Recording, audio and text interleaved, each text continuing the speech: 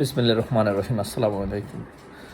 আসলে আজকে আমি যে বিষয়টা নিয়ে আলোচনা করব সেটা অনেকটা ক্রিটিক্যাল অনেকের কাছে মনে হইতে পারে, যে ঝুমা কি হাদির উপর যে আক্রমণ হয়েছে সেখান থেকে কি ঝুমা সন্দেহবাদনের তালিকা থাকতে পারেন কি না, এটা একটা প্রশ্ন। অনেকে অনেকভাবে এটা ব্যাখ্যা করার চেষ্টা করছেন, আমি আমার দিক থেকে ব্যাখ্যা করার চেষ্টা করব। প্রথম কথা হচ্ছে যে আমি মির্জা আব্বাসের সাথে তার যে মানে রুট ব্যবহার সেখান থেকে আমার আর আসলে এই বিষয়টা সন্দেহ হয়েছে, মানে সন্দেহটা সৃষ্টি হয়েছে। সত্যি কথা আমি একেবারেই ক্লিয়ারলি বলতে চাই। প্রথমত হচ্ছে যে আপনি কোনো মানুষ যদি কোনো অপরাধ করে, দেখবেন যে সে সবসময় অপরাধটা অন্যের ঘাড়ে চাপিয়ে দেওয়ার জন্য তার একটা বিশেষ প্রবণতা থাকে, এবং সে কোনো বাদ বিচার না করে এই ধরনের কাজ সাধারণত করে থাকে। এটা একদম নর্মালি আমাদের সবার ক্ষেত্রে এটা প্রযোজ্য। দেখবেন যে কোনো লোক, আপনি যে কোনো অপরাধী যে কোনো অপরাধ করলেই সে একটা না একটা এক্সকিউজ খোঁজার চেষ্টা করে, এবং সেটাকে অন্যের ঘাড়ে কোনো না কোনোভাবে সেটাকে অন্যের দিকে চাপাই দেওয়ার চেষ্টা করে। আমি মির্জা আব্বাসের সাথে তার খারাপ ব্যবহারের মাধ্যমে আমার এই জিনিসটাই বিশেষ করে প্রতীয়মান হয়েছে। নাহলে একটা লোক তাকে দেখতে গেছেন, সে খুনি কি খুনি না এটা তো হঠাৎ তার কারো মাথায় আসার কথা না। ইভেন জামাতের আমির যখন দেখতে গেছেন তখন কিন্তু সে খারাপ ব্যবহার করে নাই, সে মির্জা আব্বাসের সাথে খারাপ ব্যবহার করছে। এবং আপনারা যদি দেখেন, সে ঢাকা বিশ্ববিদ্যালয়ের কিন্তু সে মুক্তিযুদ্ধ বিষয়ক সম্পাদক, ঠিক আছে, ডাকসুরে আর কি, মুক্তিযুদ্ধ এবং গণতান্ত্রিক আন্দোলন বিষয়ক সম্পাদক। তো হলে মুক্তিযুদ্ধ, মির্জা আব্বাস একজন মুক্তিযোদ্ধা, সেদিক থেকেও কিন্তু তার মির্জা আব্বাসের প্রতি একটা সম্মান থাকার দরকার ছিল। সেটা না করে তিনি জামাতে ইসলামের আমির যখন গেলেন তখন মানে একেবারে সুন্দরভাবে তাকে বরণ করে নিলেন। আর ফুলের মালা টালা যদি দেওয়ার সুযোগ থাকতো হয়তো সেটাও দিতেন, আরও কিছু যদি দেওয়ার সুযোগ থাকতো হয়তো সেটাও দিতেন। আমি আর তারপর কিন্তু যখন মির্জা আব্বাস গেলেন তখনই তার শরীর জ্বলে উঠছে। তখনই মনে হয় যে মানে তাকে একটা যে কই মাছকে যখন গরম তেলের মধ্যে ছাড়া হয় তখন এটা একটু লাভ দিয়ে উঠে, মনে হয় যে তার অবস্থাটা ঠিক সেরকম হয়েছে। তাহলে এটা কেন? কেন মির্জা আব্বাসের প্রতি তার এত ক্ষোভ? কেন মির্জা আব্বাসের প্রতি তার এত রাগ? তিনি শিবিরে সরাসরি নাকি করেন না শুনলাম, বা আমি তেমন কোনো মানে নির্ভরযোগ্য সূত্রে মানে পাই নাই যেখান থেকে তিনি শিবির করেন। তিনি ইনকালাব মঞ্চ করেন বলতেছেন। যাই হোক, তার সাথে সাদিক কাইমের খুবই ভালো সম্পর্ক। আপনারা জানেন এই সাদিক কাইম সহ শিবিরের যে প্যানেলটা টিকছে এটা মূলত ছাত্রলীগেরই ওয়ান কাইন্ড অফ প্যানেল। এখানে এরা সবাই একসময় ছাত্রলীগ করতেন, সরাসরি করতেন ছাত্রলীগ বেশিরভাগই, এবং বলতে গেলে এটা হচ্ছে যে ছাত্রলীগের জামাত সমর্থিত প্যানেল, এরকম বলা যায় আর কি, ছাত্রলীগের জামাত সমর্থিত প্যানেল। তো সেরকমই একটা প্যানেল থেকে কিন্তু উনি মূলত তার যে মানে ডাকসু নির্বাচনের বৈতরণী সেটা তিনি পার হয়েছেন, এবং সেখানে তিনি সম্পাদক হিসেবে হয়েছে। এখন সেটা নীলক্ষেতে ব্যালটটা বা ছাপাই হইতে পারে, ছাত্রছাত্রীদের মানে ছাত্রলীগ এবং জামাতে ঐক্যবদ্ধভাবে জোট করেও এটা করতে পারে, সাধারণ শিক্ষার্থীদের ভয় দেখায়ও ভোট আদায় করে নিতে পারে, অথবা শিক্ষকদের সূক্ষ্ম কারচুপির মাধ্যমে সেটা করতে পারে। অর্থাৎ যে কোনো মাধ্যমে হোক তিনি আসলে তার যে বা শিবিরে সমর্থিত প্যানেলে পূর্ণাঙ্গ প্যানেল জয়ী হয়েছে এবং বিশাল ব্যবধানে জয়ী হয়েছে, সেটা বিভিন্ন সন্দেহ তৈরি করতে পারে। আরেকটা বিষয় আমি ব্যক্তিগতভাবে মনে করি, ডাকসু নির্বাচনের ক্ষেত্রে এটা সবচেয়ে বড় দুর্বল জায়গাটা ছিল বিএনপি 16-17 বছর আসলে ক্যাম্পাসে যাইতে পারে না, কাউকে থাকতেও দেওয়া হয় না, এবং স্টুডেন্টের সাথে তাদের যোগাযোগ ছিল কর্মী লেভেল পর্যন্ত। একেবারে সাধারণ স্টুডেন্টরা বিএনপি একজন তার সাথে কথা বলতেও ভয় পাইতেন সাধারণত, এবং সেই ভয়টা হয়তো বা শিবির এটাকে আরও শক্তিশালীভাবে নির্বাচনের সময় ভিতর থেকে সেটাকে কার্যকরভাবে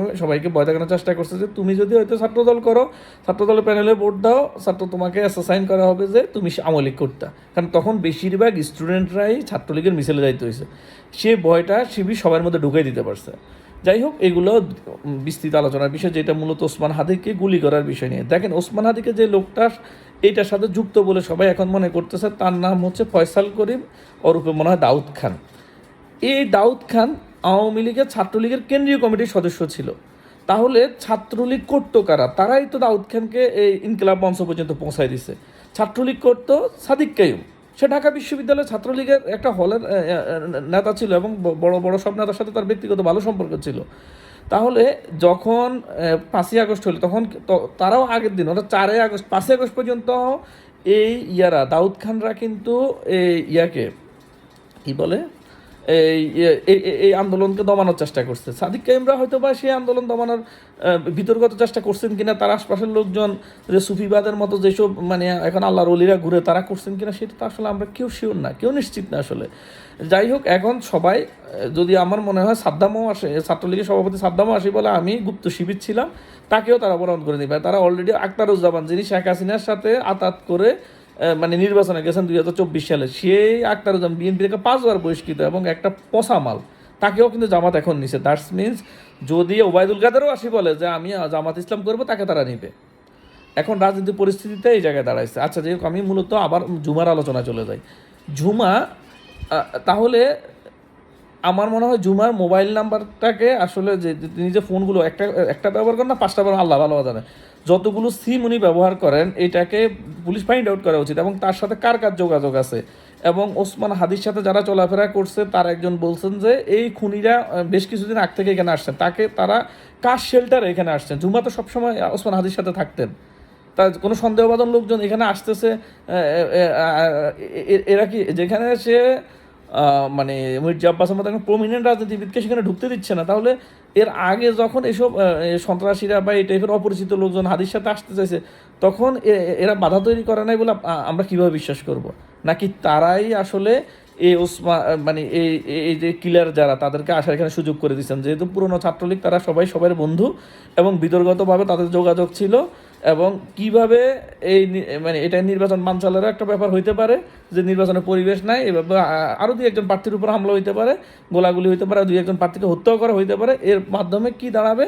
যে নির্বাচন করার পরিবেশ নাই, কেউ নির্বাচন করবে না। সেটাই জামাত ইসলামের কিন্তু মূল প্ল্যান। এখন এটা একটা মোটামুটি ওপেন সিক্রেট।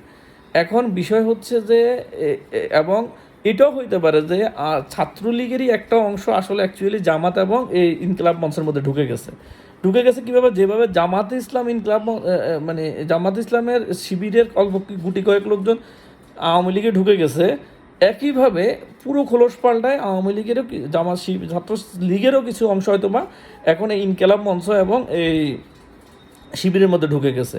তারাই আসলে ভিতর থেকে হত্যাযজ্ঞগুলো চালাইতেছে, এবং এগুলোর নেতৃত্ব দিতে পারেন সাদিক কাইম সাহেব। কোনো অস্বাভাবিকের কিছু না। আবার যখন শেখ হাসিনা আসবে, যদি কখনো ফিরে নিয়ে আসতে পারেন শেখ হাসিনাকে, তখন বলবেন যে যখনই আমি দেখছি যে আর কোনো শেখ হাসিনাকে গদি রক্ষার আর কোনো সুযোগ নেই, তখনই আমি সিস্টেম করে ছাত্রলীগে ঢুকেছি, আমি সবাইকে আমি শেল্টার দিছি, শিবির নাম দিয়ে শেল্টার দিছি, এবং আমরাই আবার শেখ হাসিনাকে ফিরে নিয়ে আসছি। আপনাদের আমি একটা কথা মনে করাই দিই, 1952 সালে বীর দর্পে কিন্তু গোলাম আজম সাহেব বাংলাদেশের স্বাধীনতা, মানে বাংলাদেশের ভাষা আন্দোলনের পক্ষে অবস্থান নিয়েছেন, কিন্তু 1970 সালে কিন্তু তিনি তার এক বক্তৃতায় বলছেন এটা তার রাজনৈতিক ভুল ছিল।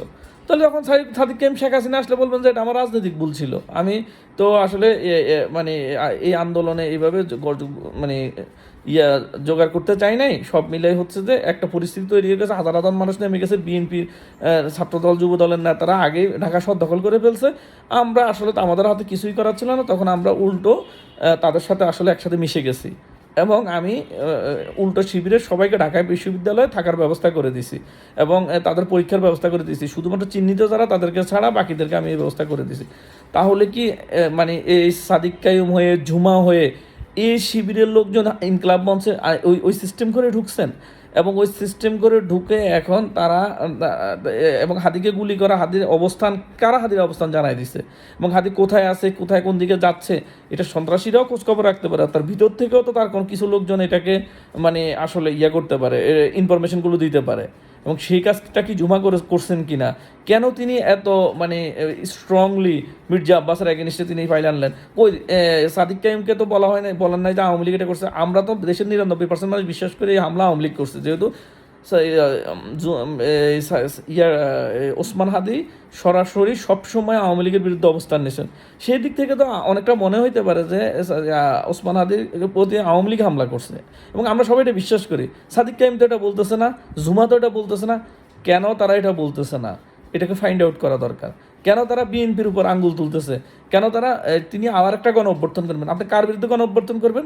ডক্টর ইউনূসের বিরুদ্ধে গণ অভ্যর্থন করবেন? বিএনপি সরকার তো এখন নাই। আপনি বলছেন গ্যাংস্টারদের বিরুদ্ধে, গ্যাংস্টার কারা? তার মানে উনি বলতেছেন সম্রাট, যে আওয়ামী লীগের বা আরও যারা বড় বড় ছিল, ওই যে জিকে শামীম টামিম, এরা তো এখন আর নাই। তার মানে উনি বলতে চাচ্ছেন, এখন গ্যাংস্টার বলতে উনি বুঝাইতে চাচ্ছেন যে মির্জা আব্বাসকে। তার মানে মির্জা আব্বাস এতদিন আওয়ামী লীগের বিরুদ্ধে আন্দোলন করছে বলেই এখন কি তিনি গ্যাংস্টার হয়েছেন? আপনাকে এগুলি স্পষ্ট করতে হবে। আর আপনি গ্যাংস্টার বিরুদ্ধে কীভাবে করবেন? মানে আপনি কি মব তৈরি করবেন, লোকজন ঢাকা শহর জড়ো করে মির্জা আব্বাসের বাড়িতে হামলা করবেন, তার বাড়ি ডাকাতি করবেন?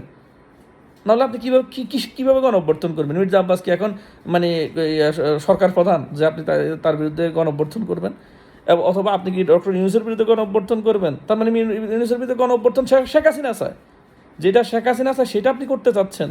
এটা তো যথেষ্ট সন্দেহ উদ্বেগ তৈরি করে। আমি সবাইকে বলবো এই বিষয়ে সচেতন হন। ধন্যবাদ সবাইকে।